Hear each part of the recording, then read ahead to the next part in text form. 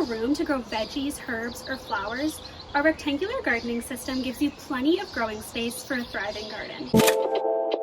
Hi everyone, I'm Gabby with One Health Medical Technologies. In today's video, I'm going to explain everything that comes in our 4x2 foot rectangular garden kit and also give you a step-by-step assembly guide. As you can see behind me, this is what the system will look like once fully assembled. The rectangular garden kit includes 12 4-foot and 12 2-foot Canadian cedar planks, 4 corner steel brackets, and 100 wood screws. You will also need a drill with a Phillips bit, a tape measure and a pencil, gardening or work gloves. These ones are sold separately on our website, and safety glasses. Firstly, you're going to want to lay out all your materials.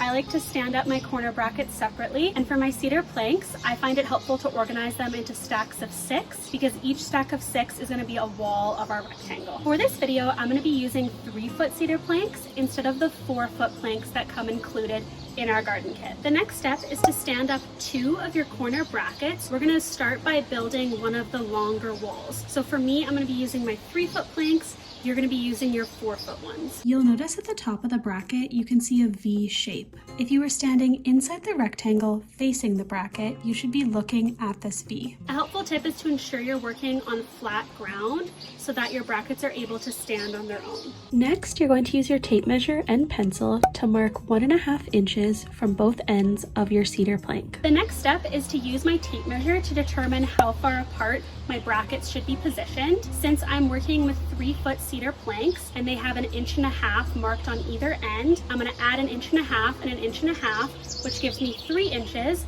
And then I'm going to take 3 feet and subtract 3 inches, and that gives me 2 feet and 9 inches. You're going to do the exact same thing. You're just going to lock your tape measure on 3 feet and 9 inches. So now all I have to do is line up my brackets with the ends of the tape measure. Position the plank so the screw flange aligns with your 1.5 inch mark.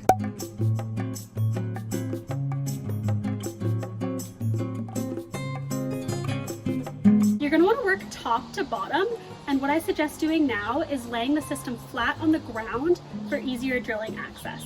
So I'm going to grab my corner brackets and walk forward until the system is laid flat on the ground.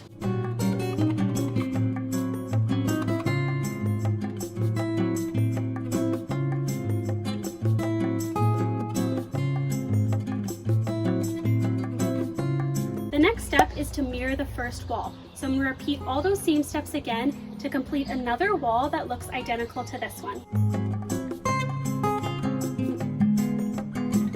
Now that we have our 2 longer walls built and facing each other, the next step is positioning them so that we can easily slot in our remaining planks to complete the rectangle. To easily slot in the 2-foot planks, lay your tape measure on the ground and use a measurement of 1 foot and 9 inches.